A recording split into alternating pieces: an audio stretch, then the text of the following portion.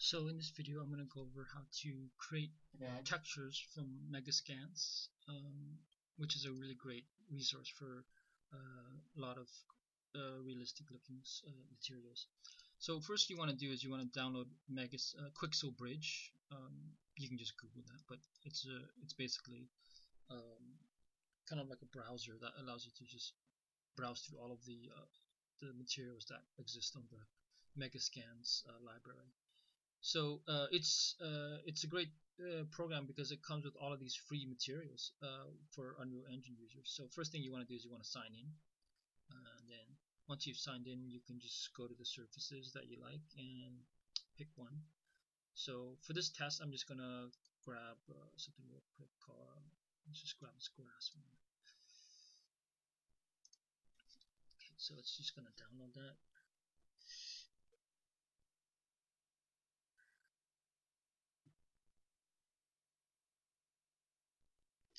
Now, one thing that I should mention when it's downloading this, while it's downloading this, you want to make sure that the directory that it's downloading to is set up so um, it's going to be pointing at this directory, scattershot FPS content source megascans library.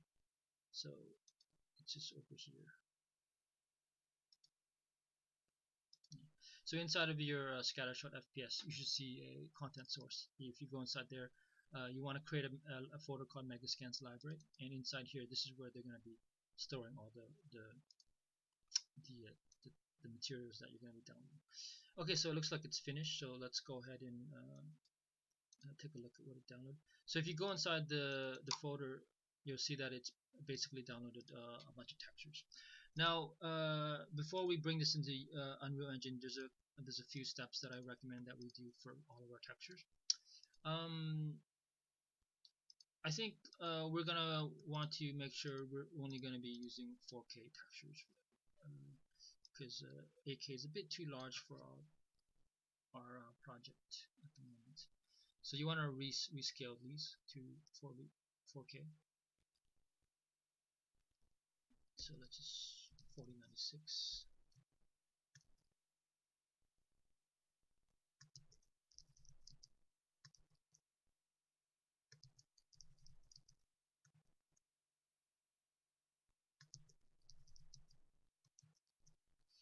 Okay. Now once that's done, the second step you want to do is you want to rename these things because we want to use a naming convention that's like consistent with the other textures that we have. So so you want to take your albedo and then you want to save it as. Now all textures will start with the T underscore, and then now this is kind of like you probably want to call it something more descriptive. So let's call it actually maybe we don't have to call it something like that because it's going to be residing in the grass wild folder. So maybe we can just go ahead and ignore that. Now with albedos, you want to call them BC. I think that's called base color. Let me just double check. Yeah.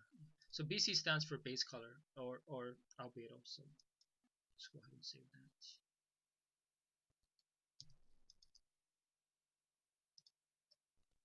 Now with the AO and the roughness and also we don't have a metallic for this one, but that's okay.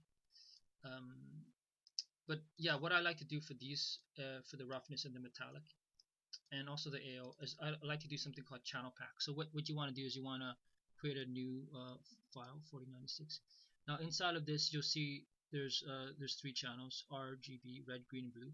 So the red is where you would keep the metallic. So for this grass, there is no metallic.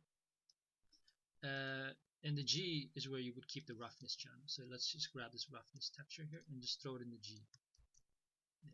And now you want to take the AO and you want to put that in the B channel.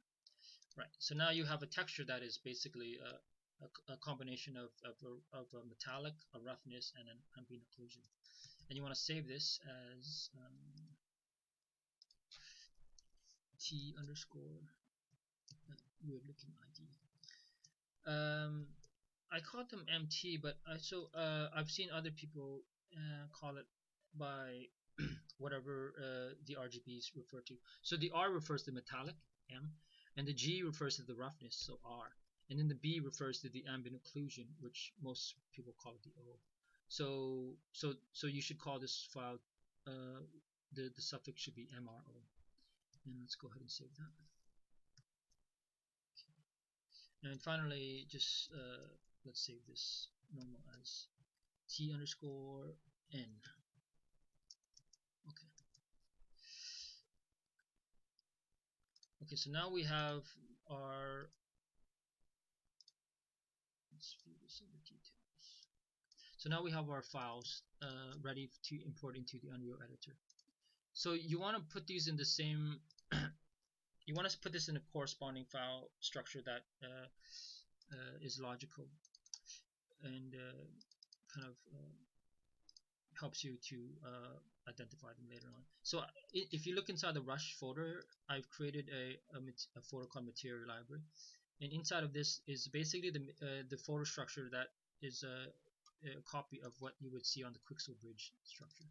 So for this particular thing that I downloaded, it's called a grass. I think it was called a grass wild, right? So you would put it in the grass folder.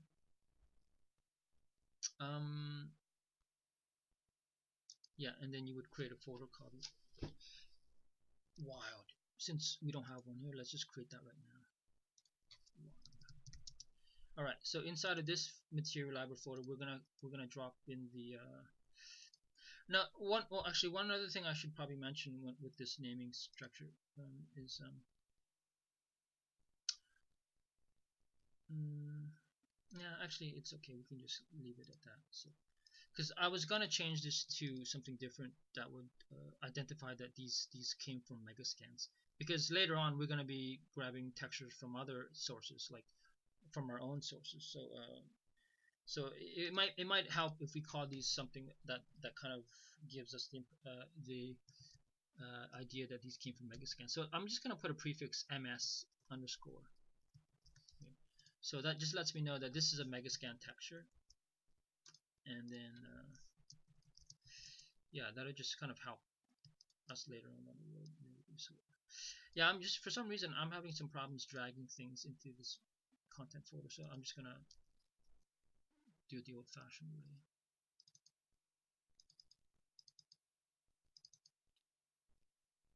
Alright, yeah. Okay.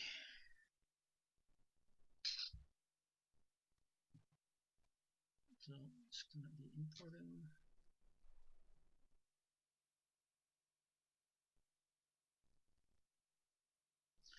Great. Okay, so now we're done. Okay, so imported normal. Okay, that's fine. That's really good.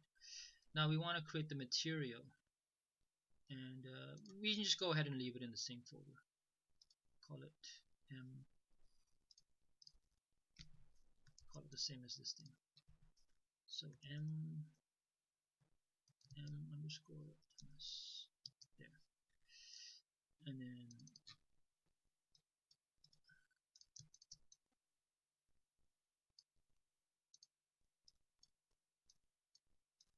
I'm gonna set this up. Use color. Now remember this is an RGB pack texture here, so each channel represents a different channel basically. So the G was roughness, and the B was the ambient occlusion, which we can just throw it in there. And then here's your normal. And that should be it. I mean, that's how we import textures from Megascans. And we can just see how that looks. Funny. Yeah. Anyways, no. So there we go. That's it. And so I also have other textures here that don't come from Megascans. So those textures actually I keep them inside of the textures folder. So if you go inside the textures folder, I have my own custom library here called Material Library, and this is for textures that I've kind of created by myself, or from Substance Designer or even from photographs. So here's one that I have that is a good example. All right. So this one's already channel packed. It's called MT. Let me just see what they look like here. So this is a metallic tile that I found somewhere. These are masks here. I'll show you how to use them later on. It's a great way of actually changing the color of the material dynamically. So 49.6, and so this is a material.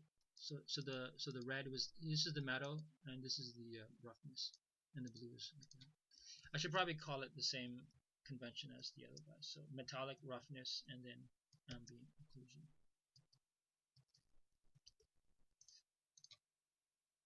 Okay, I can just delete that.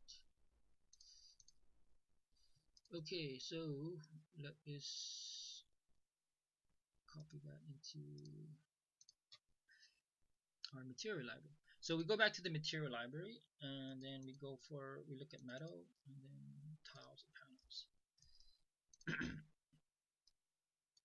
Now, because this is not a Substance Painter, or this is not a Megascans texture, it doesn't have the T_MS prefix.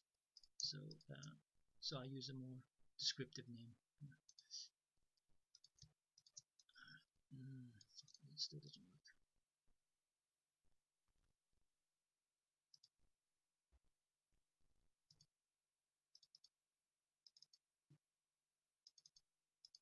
And then okay, so now we're gonna go about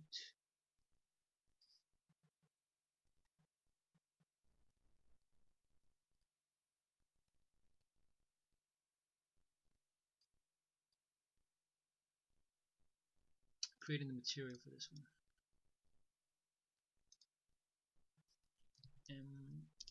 Metal tiles 1.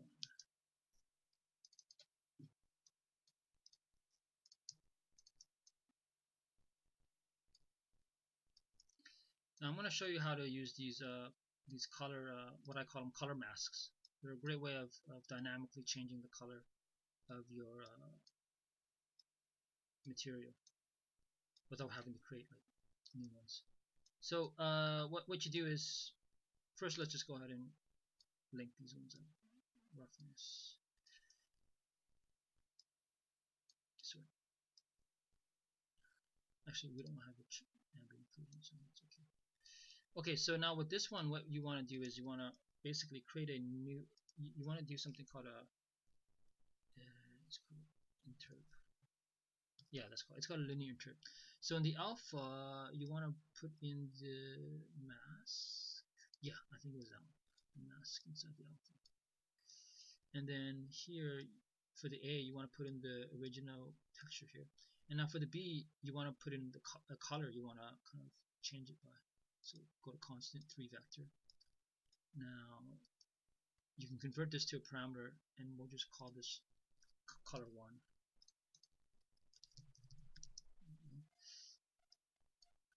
Now the cool part is, watch what happens when I change that color.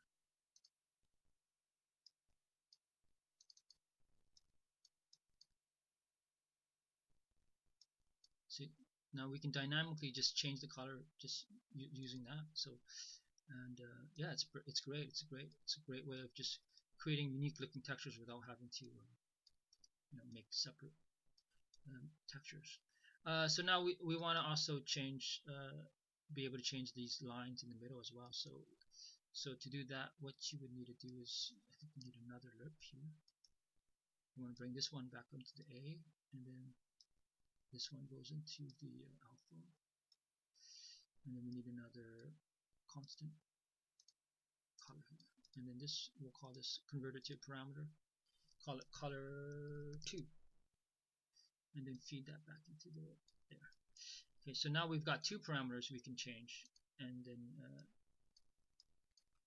modify the final look of the material.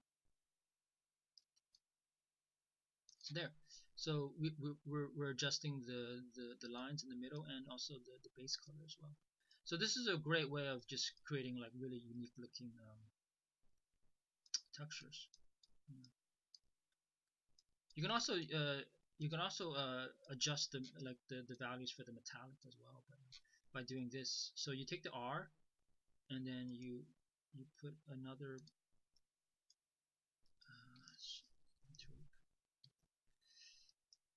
so take the R, put it in the A, and then you take this. Now if you wanted to apply if you want to adjust the metallic to the whole thing, then you would just basically set this to 1. You would just set this alpha to 1.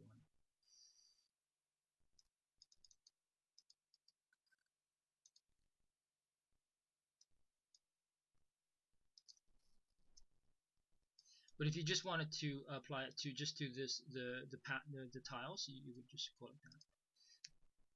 All right. So then that's A, and then this one would be a constant value, just not a 3 vector, just a single value, because you're just basically multiplying the metallic.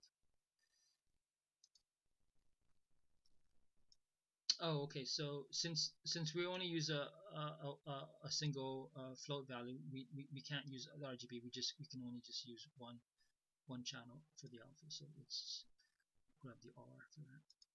So now look what happens when I change this value here of if I jack it up to 1, it looks way more metallic. And convert that to a parameter. Change that back to 0. So now the cool part is you can create a dynamic material with this material here. So let's just go ahead and save that, and then inside here you right click on that and you create a material instance. So a material instance allows you to like have multiple materials in the same scene, and it saves a lot of memory, and you can adjust them on the fly. So let's create 2 material instances here, 1 and 2 here.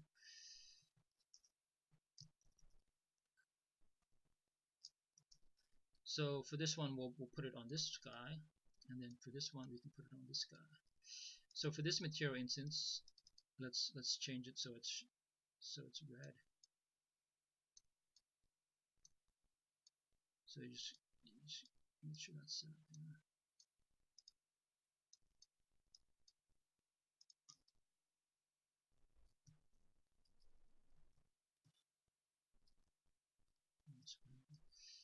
I think the UVs on this map oh yeah, they're just hugely stretched. So yeah, and then you can actually adjust the metallic. So you can play around with some cool things here. And then this one, oh I'm sorry, actually we'll delete that.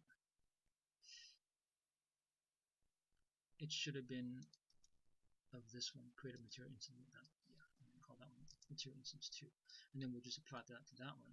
So now we've got that material instance and then this material instance, and then for this one we can also change the color. So that's basically material instances and basically how you create materials and textures. Okay, good luck.